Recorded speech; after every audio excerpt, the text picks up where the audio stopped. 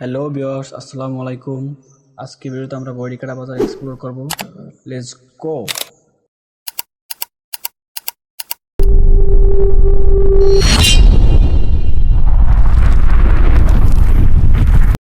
তো ভিউয়ার্স, শুরু করি। আজকে আমাদের গন্তব্য হলো বৈটেকাঠা বাজার। বৈটেকাঠা বাজারে সপ্তাহে 2 দিন হাট হয়ে থাকে। তো আজকে আমরা যেদিন শ্যুট করতে আছি এই দিন হলো মঙ্গলবার। আপনাদের দেখাবো আজকে বৈটেকাঠা বাজারের সুন্দর দৃশ্যগুলো।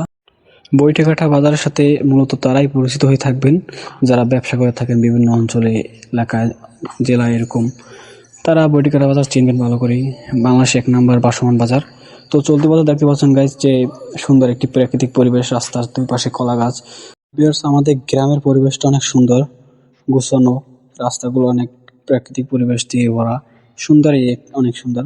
ভিউয়ার্স, আপনাদের কাছে একটি রিকোয়েস্ট থাকবে যে আমার অনেক কষ্ট করে ভিডিওগুলো ক্রিয়েট করা লাগে, তো আপনারা নিজ দায়িত্বে লাইক, কমেন্ট, শেয়ার, সাবস্ক্রাইব করে দেবেন প্লিজ। তো ভিউয়ার্স, আমরা চলে আসলাম আমাদের বৈটেকাঠা বাজার যাওয়ার যে খেওয়াঘাটটি, মানে উপরে তো বৈটেকাঠা বাজার, এরপরে আমাদের বাসা। তো মূলত আমরা খেওয়াঘাট থেকে ওপার যাব, তারপরে বৈটেকাঠা বাজার আপনাদের সাথে একসাথে দেখব। তো আমরা এখন বসে আছি ট্রলার আসার জন্য। ট্রলার বর্তমানে উপরে আছে, তো উপর লোক নিয়ে গেছে, তো আপার আসবে, তারপর আমরা খেওয়া পার হব। তো ট্রলার আসছে, আমরা ট্রলারে উঠে পড়লাম। তো ট্রলার মূলত 2 পার গার্ড দিয়ে থাকে, ওপার একটা এপার একটা, আবার তিন পার, মূলত এপার একটা ওপার একটা আর ওপার একটা, 3 পার। তো দেখতে পাচ্ছেন এখনো কিছু কিছু ট্রলার আছে যেখানে ভাসমান বাজার। তো ওই ভাসমান বাজারের মূলত ওই সাইডটা, ওই পাশে একটা সাইড আছে, ওই সাইডটায় মূলত অনেক নৌকা, জাহাজ, এইসব জাতীয় অনেক ট্রলার, এইসব অনেক কিছু দেখা যায়। তো ভিউয়ার্স, আমরা প্রায় এসে পড়লাম। অল্প সময়ের ভিতরেই আমরা খেয়া পার হয়ে আমরা মূল স্পটে চলে যাব। তো ভিউয়ার্স, এই যে নদীটি দেখতে পাচ্ছেন, নদীটির নাম হলো বেলুয়া নদী। বৈটেকাঠা বাজারের পাশ দিয়ে বয়ে গেছে বেলুয়া নদীটি। তো গাইস, এনজয় করুন।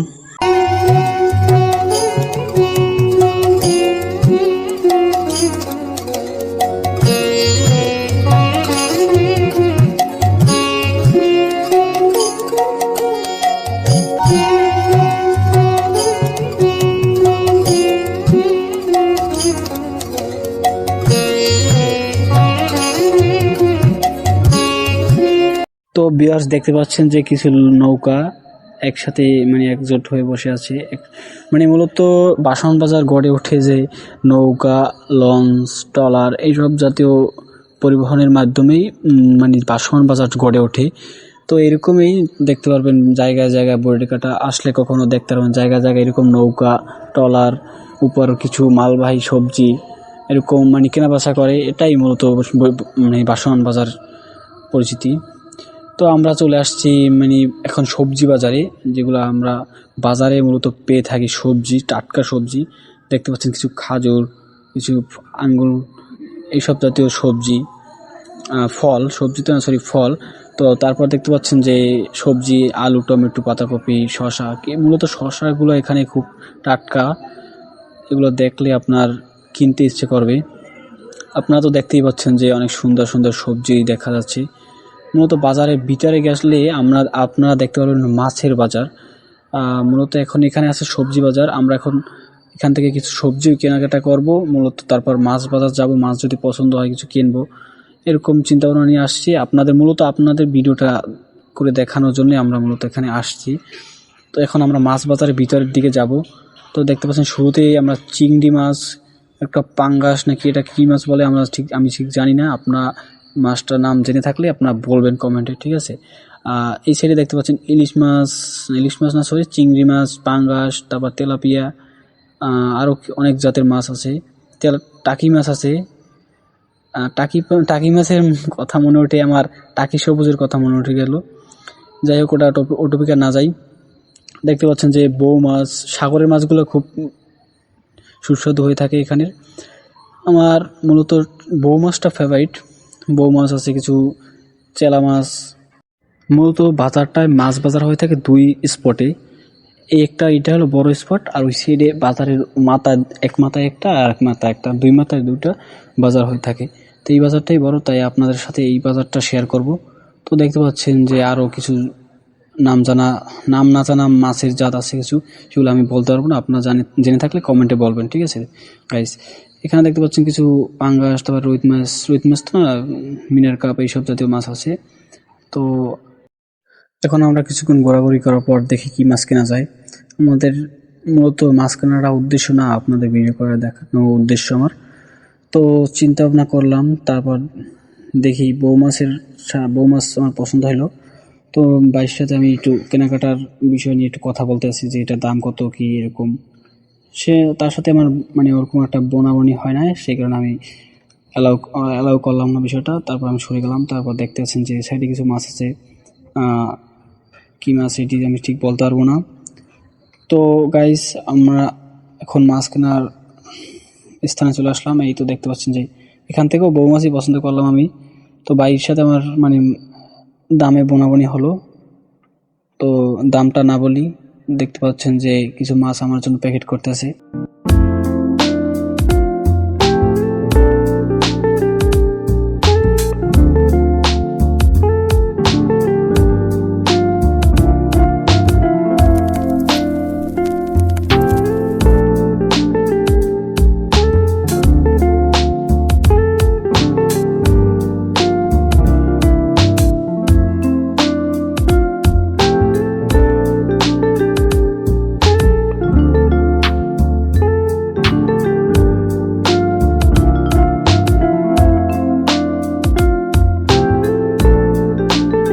তো গাইস, মাছ কেনা শেষ, এখন টাকা দেওয়ার পালা।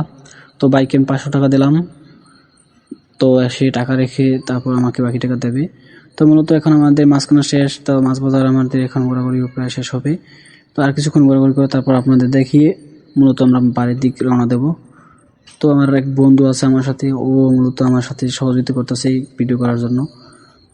মাছ প্যাকেটিং হইতে আছে, মানে প্যাকেজিং হইতে আছে। আমি এখন মানে কিছু বোরাব নিয়ে যাব, মানে মাছের জন্য। কারণ মাছের সাথে বোরাব না নিলে এটা মাছটা নষ্ট হয়ে যাবে, সেই কারণে আমরা অনেক সময় জার্নি করা লাগবে। সেই কারণে মাছের সাথে আমরা কিছু বোরাব প্যাকেজিং করে নিয়ে যাব, যাতে মাছ নষ্ট না হয়ে যায়। তো দেখতে পাচ্ছেন যে আমি কিছু নিজ হাতে মাছের বোরাব নিতে আসি। এই সামনে একটা মাছ দেখতে পাচ্ছেন যে পাতা মাছ না কি মাছের নামে পরিচিত, সেটা আমি বলতে পারবো না, কিন্তু মাছটা সম্পর্কে অনেকেই রিভিউ দিয়েছে যে মাছটি অনেক বেস্ট। তো সেই কারণে আপনাদেরও সাজেস্ট করলাম মাছটি একদিন খেয়ে দেখবেন। তো আমার বরফ মানে ভরার জন্য কাজ চলতেছে। অনেকটাই মানে বরফ নিতে হবে, কারণ আমাকে অনেক দূর জার্নি করে যেতে হবে। তো যদি বরফ না নিই তো মাছটা নষ্ট হয়ে যাবে, আপনারা তো বুঝতেই পারছেন। তো আমার বরফ ভরা শেষ, এখন আমি মানে বের হয়ে যাব মাছ বাজার থেকে। তো দেখতে পাচ্ছেন যে আমি যাচ্ছি বের হয়ে। অনেক লোকের সংখ্যা অনেক বেশি আজকে, এমন হাটবার। মূলত যখন বৈটিকাটা বাজার হাট হয় তো মানে সেদিন একটু লোক বেশি থাকবে। সপ্তাহে এটা স্বাভাবিক, সপ্তাহে 2 দিন হাট হয়ে থাকে। তো এই 2 দিন একটু লোক অন্য দিনগুলোর থেকে একটু বেশি হয়ে থাকবে, এটা স্বাভাবিক। তো দেখতে পাচ্ছেন যে আমরা এখন সবজি কেনার জন্য ঘোরাঘুরি করতে আছি, যে কি সবজি কেনা যায় ভাবতে আছি। যে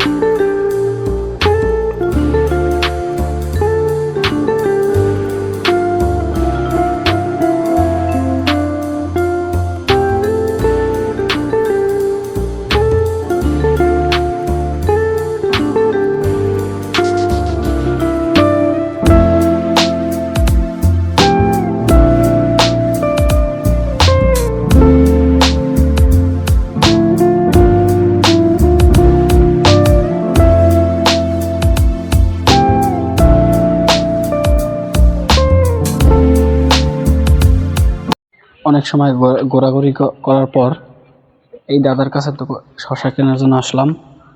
তো শশা একটু দাম বেশি ছিল আমরা যখন কিনতে গেছিলাম।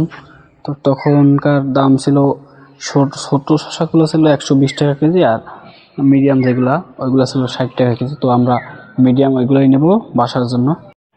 আমি কিছুক্ষণ তার সাথে দরাদরি করার পরও সে দাম কমায় নাই, কারণ তখনকার দাম ছিল অনেক বেশি একটু, আমি যখন শ্যুট করছি ভিডিওটা। এখন ছাড়তে ছাড়তে প্রায় 1 সপ্তাহ বেশিও লেগে গেছে, আমার ভিডিওটা একটু লেট হয়ে গেছে ছাড়তে। তো তার সাথে কথা বলার পর তো মনে হলো এখান থেকেই নেই। অন্য যে দোকানগুলো সেখানে শশা ওই সেমই দাম, কিন্তু বেশি একটা কোয়ালিটি ভালো না। মূলত আমরা শশা কিনি এই বৈঠকাটা বাজার থেকেই।